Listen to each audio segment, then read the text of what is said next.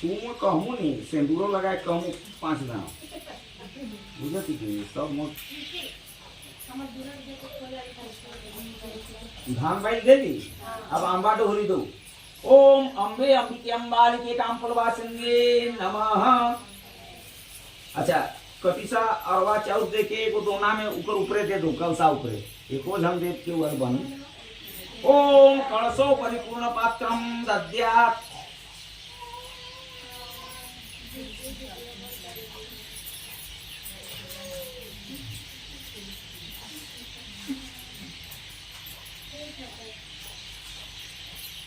हाँ फूल अच्छा धरो और गणेश भगवान के ध्यान करो।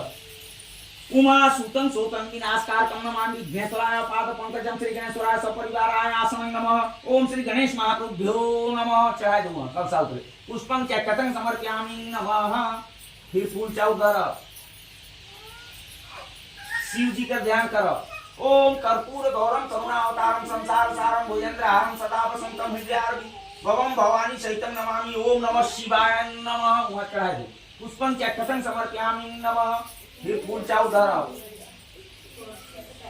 फिर फूल चाउ धरो। देवी माँ के ध्यान करो देवी माँ के। ओम सर्व मंगल मांगल्ये शिवे सर्वार्थ साधुके संगत त्र्यंबके गौरी नारायण नमस्तुते। शक्ति श्री विनाशानां शक्ति रूपा सनातने गुण श्री गुणमये नारायण नमस्तुते। ओम भगवत दुर्गा देवीभ्यो नमः। चढ़ा दूंगा फिर फूल चाउ धरो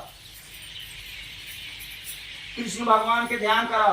ओम नमो ब्रह्मांड देवाय जगद्गीताय कृष्णाय गोविंदाय नमो नमः। ओम कृष्णाय वासुदेवाय देवकीनंदनाय च प्रणतकलशनाशाय गोविंदाय नमो नमः। श्री कृष्ण महाप्रभुभ्यो नमः। चढ़ा दो पुष्पं चक्रतं समर्पयामि नमः। हाँ आओ धरो नवग्रह के ध्यान करो।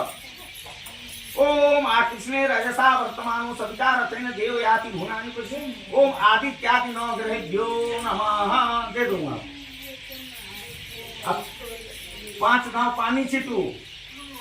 ओम गणपत्यादि पंचदेवताभ्यो नमः। पाद्यं नमः अर्घं नमः आचमनीयं नमः। गणपत्यादि पंचदेवताभ्यो नमः।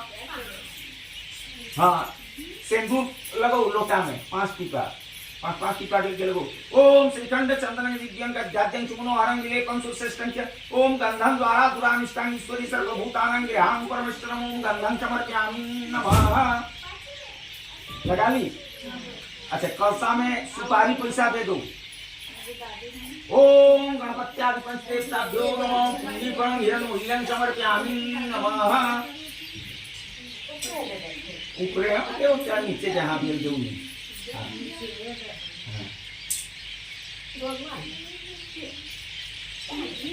कड़ी हाथ जोड़ो।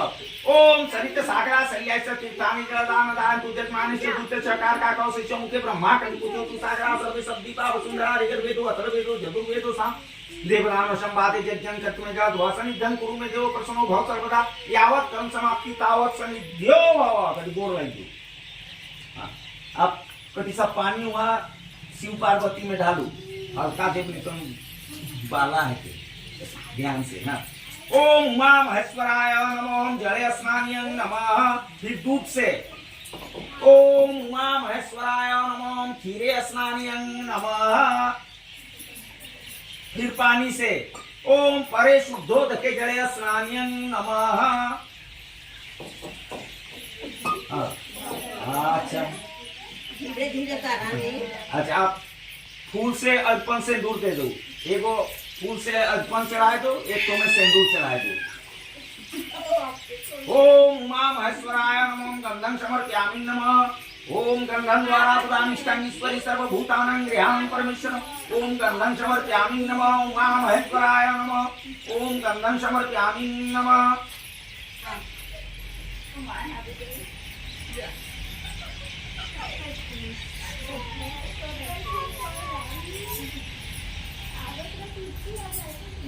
तीन धाम फूल चाउ दो शिव जी के ध्यान करके शिव पार्वती का ध्यान करके 3 धाम वहां चढ़ो।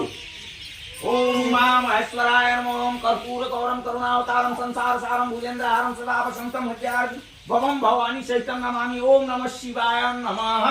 चढ़ा दो 3 धाम चढ़ा फिर खेती करो। ओम सर्व मंगल मांगल्ये शिवे सर्वार्थ साधिके शरण्ये गौरी नारायण नमस्तुते शक्ति श्री विनाशानां शत्रुपा सनातने गुणश्री गुणमये नारायण नमस्तुते। ओम भगवत दुर्गा देवीभ्यो नमो उमा महेश्वराय नमः। चढ़ाए दो और एकदम चढ़ाए दो। ओम उमा महेश्वराय नमः। ओम उमा महेश्वराय नमः। पुष्पं चक्रतं समर्पयामि नमः। चढ़ाए दो। हाँ अब दुबला है दुबला चढ़ो। ओम कांडात परो हंति दुर्बादलं समर्पयामि नमः। पान पते चढ़ा दो। ओम उमा महेश्वराय नमः। ओम तांबूलम समर्पयामि नमः उमा महेश्वराय नमः। अच्छा गोटा फल चढ़ा दो। गोटा फल। ओम उमा महेश्वराय नमः। ऋतुफलं समर्पयामि नमः उमा महेश्वराय नमः।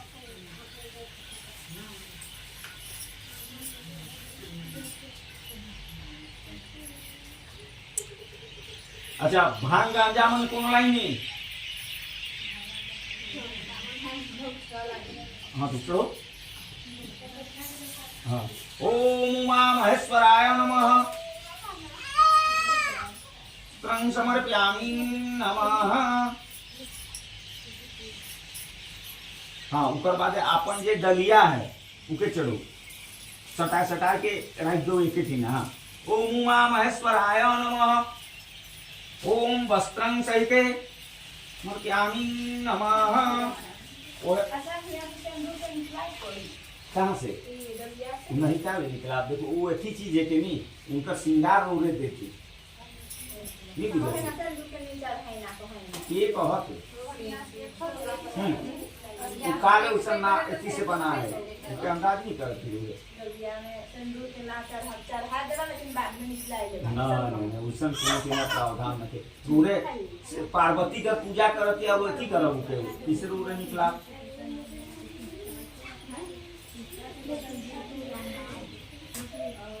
और कोनो चढ़ा के उसन पाइन से देखो पूरे मन का निखिल नरियर मन है का उनको फोड़े का कि चढ़ा के सुच लो से। हां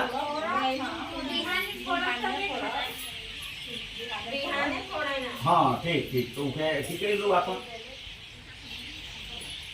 ठीक सटाए के रख लो।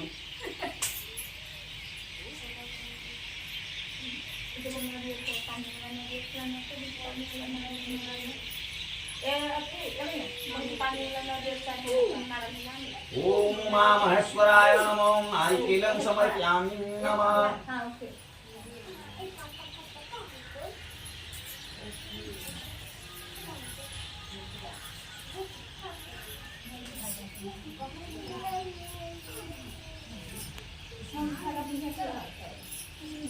हाँ अगरबत्ती या दिया के जलो।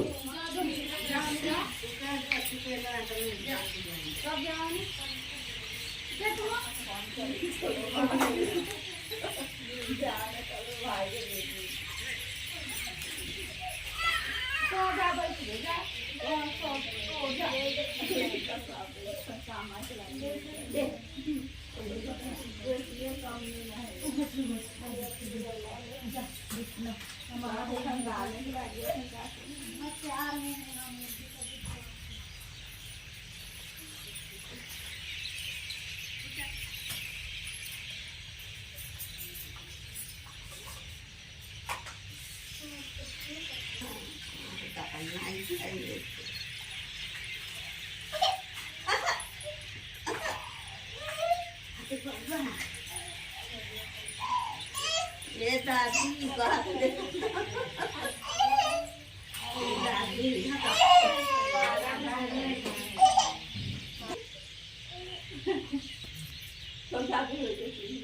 सामने देखा फिर उमा महेश्वर में देखा बैठिए के देखो।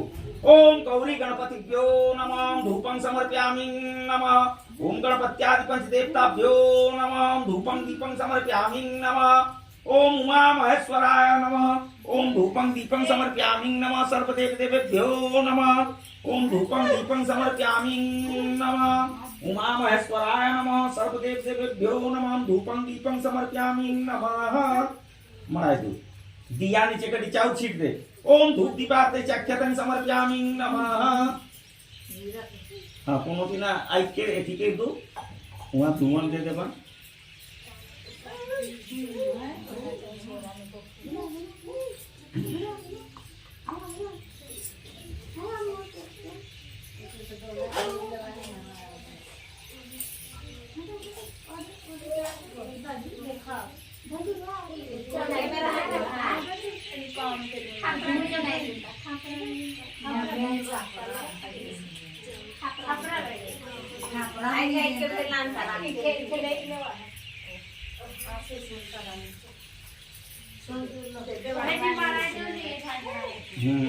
झांझरा के मड़ा हुआ ऊपर में धुआं दे दे। ओम धूपं समर्पयामि नमो उमा महेश्वराय नमो गणपत्यादि पंचदेवताभ्यो नमो गौरी गणपतिभ्यो नमः।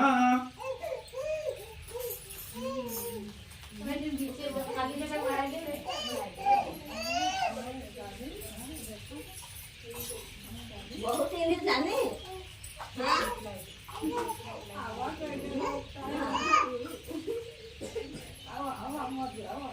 अब कटी कटी खोसली वाले कटी तो प्रसादी चढ़ाए थे। कटी गौर गणेश में दो, फिर कलसा में दो, फिर वहाँ शिव पार्वती दे दो। ओम पानाय स्वाहा दानाय स्वाहा मन्ये नैवेद्यं स्वाहा नैवेद्यार्थे आचमनीयं नमः। उमा महेश्वराय नमः नैवेद्यं समर्पयामि नमः। गणपत्यादि पंचदेवताभ्यो नमः नैवेद्यं समर्पयामि नमः। गौरी गणपतिभ्यो नमः नैवेद्यं समर्पयामि नमः।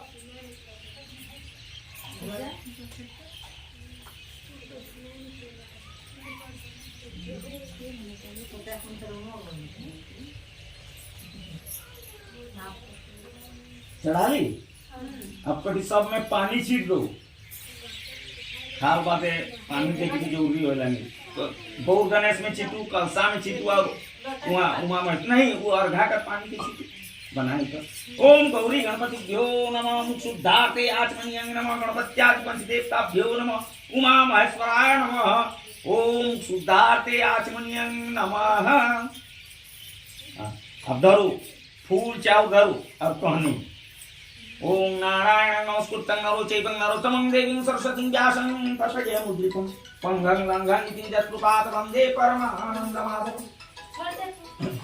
अतः हरितालिका व्रत कथा सूत जी कहते हैं मंदार की माला से जिन पार्वती जी का केश पास अलंकृत है और की माला से जिन शिव जी की जटा अलंकृत है, जो पार्वती जी दिव्य वस्त्र धारण की हैं और जो शिव जी दिगंबर और ताप नंगे हैं, ऐसी श्री पार्वती जी तथा श्री शिव जी को प्रणाम करता हूँ।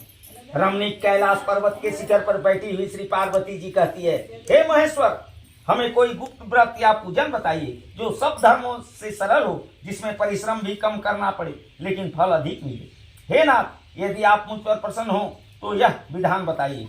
हे प्रभु, किस तप व्रत या दान से आदि मध्य और अंत रहित आप जैसे महाप्रभु हमको प्राप्त हुए हैं। शिव जी बोले, हे देवी सुनो, मैं तुमको एक व्रत जो मेरा सर्वस्व और छिपाने योग्य है लेकिन तुम्हारे प्रेम के वशीभूत होकर मैं तुम्हें बतलाता हूँ। शिव जी ने कहा, भारतवर्ष में जैसे नक्षत्रों में चंद्रमा, ग्रहों में सूर्य, वर्णों में ब्राह्मण, देवताओं में विष्णु भगवान, नदियों में गंगा, पुराणों में महाभारत, वेदों में सामवेद और इंद्रियों में मन श्रेष्ठ है। सब पुराणों और वेदों का सर्वस्व जिस तरह कहा गया है, मैं तुम्हें एक प्राचीन व्रत बतलाता हूँ, एकाग्र मन से सुनो। जिस व्रत के प्रभाव से तुमने मेरा आधा आसन प्राप्त किया है वह मैं तुमको बतलाऊंगा, क्योंकि तुम मेरी प्रेयसी हो। भाद्रपद मास में हस्ता नक्षत्र से शुक्ल पक्ष की तृतीया तिथि को उसका अनुष्ठान मात्र करने से स्त्रियां सब पापों से मुक्त हो जाती है। हे देवी, तुमने आज से बहुत दिनों पहले हिमालय पर्वत पर इस व्रत को किया था, यह वृतांत मैं तुमसे कहूंगा। पार्वती ने पूछा, हे नाथ, मैंने क्यों यह व्रत को किया था, यह सब आपके मुख से मैं सुनना चाहती हूँ। उत्तर की ओर एक बड़ा रमणीक और पर्वतों में श्रेष्ठ हिमालय नामक पर्वत है। उसके आसपास तरह तरह की भूमियां हैं, तरह तरह के वृक्ष उस पर लगे हुए हैं। नाना प्रकार के पक्षी और अनेक प्रकार के पशु उस पर निवास करते हैं।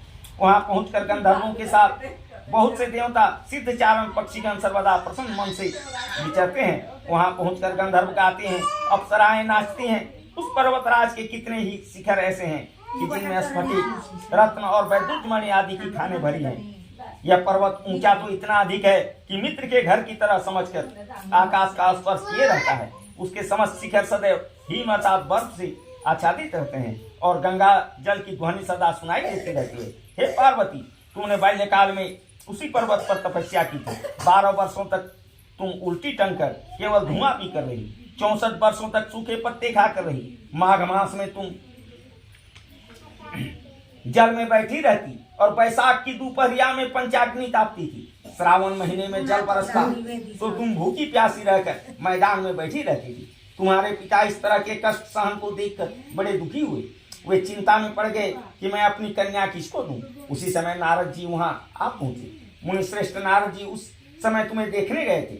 नारद जी को देखकर गिरि ने अर्घ्यपाद्य आसन आदि देकर उनकी पूजा की और कहा, हे स्वामी, आप किस लिए आए हैं? मेरा अहोभाग्य है, आपका आगमन मेरे लिए अच्छा है। नारद जी ने कहा, हे पर्वतराज, सुनो, मैं भगवान विष्णु का भेजा हुआ आपके पास आया हूँ। आपको चाहिए कि यह योग्य कन्या रत्न किसी योग्य वर को दे।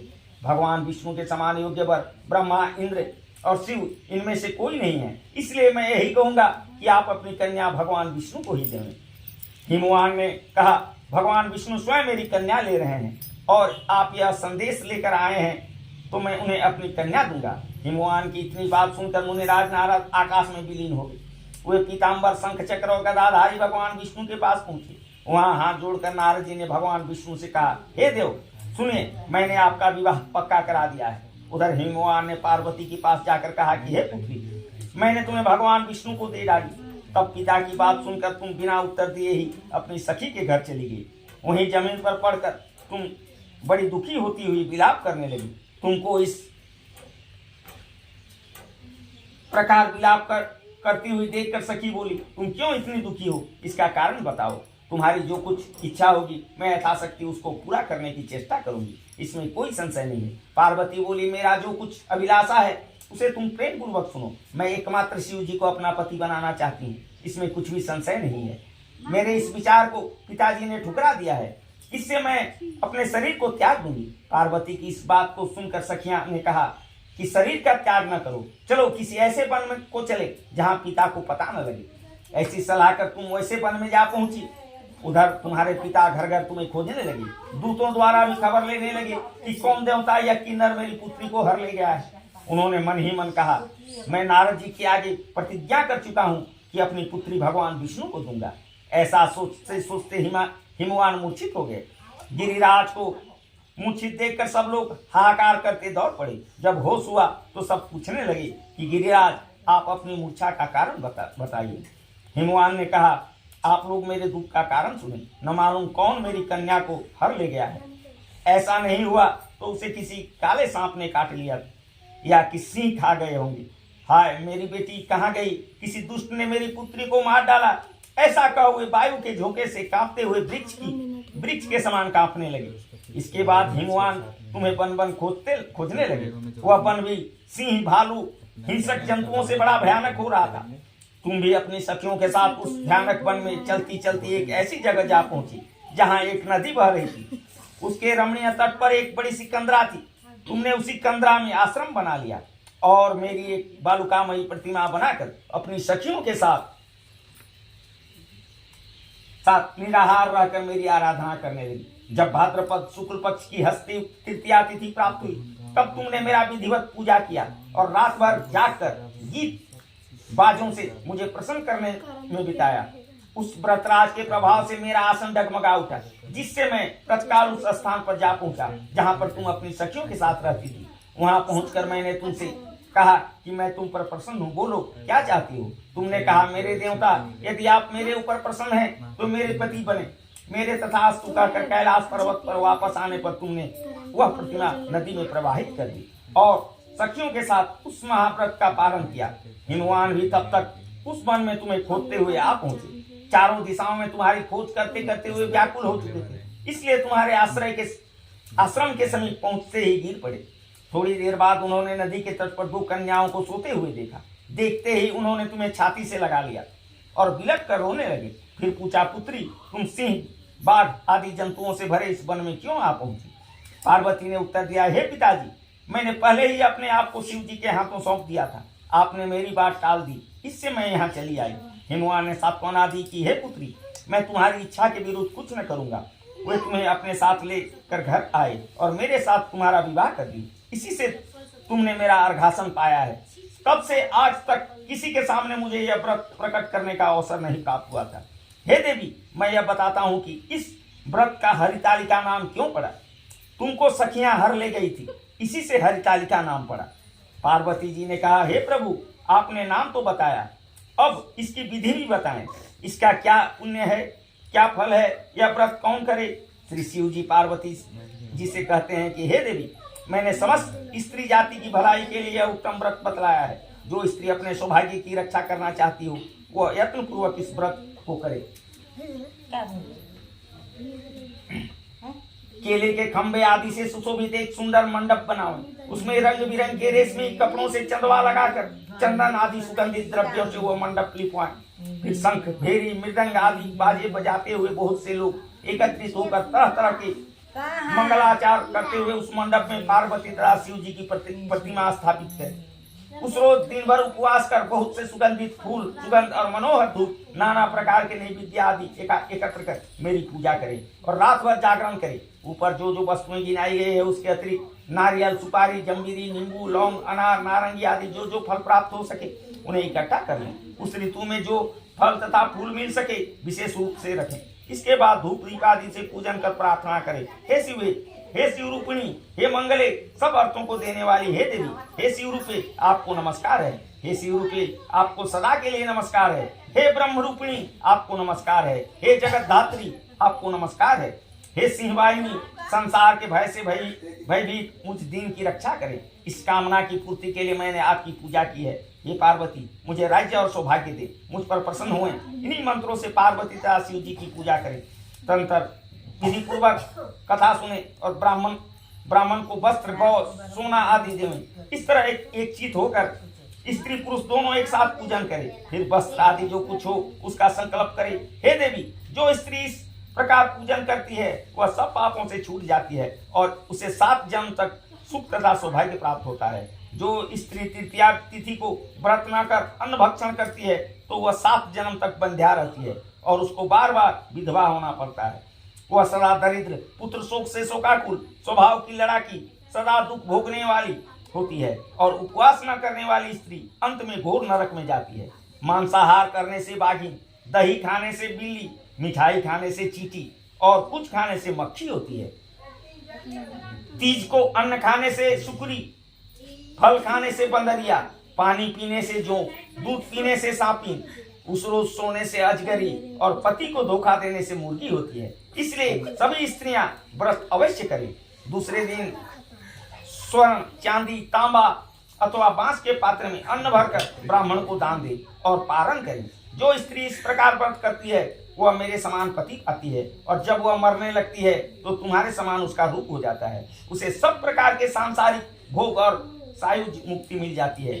इस हरितालिका की व्रत कथा मात्र सुन लेने से प्राणी को 1000 अश्वमेध और सैकड़ों वाजपेय यज्ञ करने का फल प्राप्त होता है। हे देवी, मैंने यह सब व्रतों में उत्तम व्रत बतलाया है जिसके करने से प्राणी सब पापों से छूट जाता है। इसमें ये कुछ भी संशय नहीं है। इति हरितालिका व्रत कथा संपूर्ण। हरि बोल हरि। ठीक दो वहां। अब खड़ा होके आरती देखो।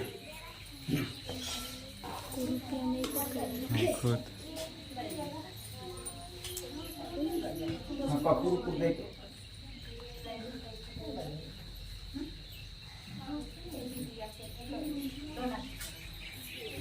ओम गौरी गणपतिभ्यो नमः।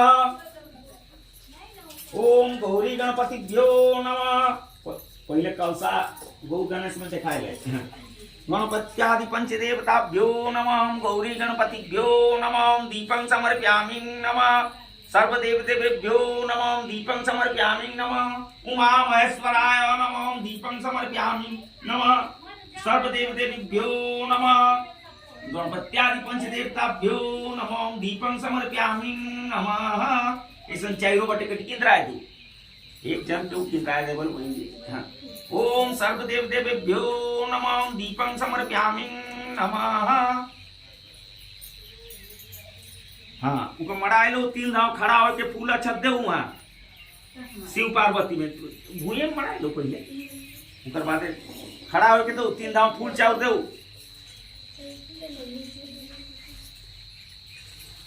फूल चाउर वहाँ दो एती में शिव पार्वती में दो 3 धाव। ओम उमा महेश्वराय नमः पुष्पं चैक्षतं समर्पयामि नमः। उमा महेश्वराय नमः पुष्पं चैक्षतं समर्पयामि नमः। उमा महेश्वराय नमः पुष्पं चैक्षतं समर्पयामि नमः। हाँ अब जे भी अपन मन में है कई के गोड़ लागू। ओम मंत्रहीनं क्रियाहीनं भक्तिहीनं सुरेश्वरय्य पूजितं मया देवं परिपूर्णं जलस्मय पापहं पापकर्माहं पापात्मा त्राहिमां पुंडरीकाक्षं सर्व पापो हरो हरि।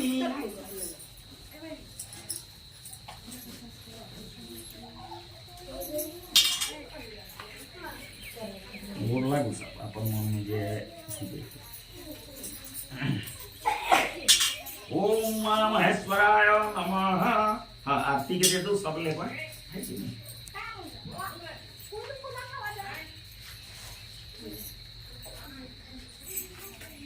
हाँ मन ले ले पर फरिया की देख लो। अच्छा अपन डलिया के जो लाइन नहीं जाती नहीं उके सटो वहाँ शिव पार्वती में सटो और वहाँ पे फूल एक एक दे दे वहाँ। ओम पानाय स्वाहा। हाँ ऊपर शादी वाला डलिया के ओम पानाय स्वाहा दानाय स्वाहा मान्य नैवेद्यं स्वाहा। ओम उमा महेश्वराय नमः नैवेद्यं समर्पयामि नमः। हाँ वहाँ पे फूल दे दो एक एक पैसा दे दे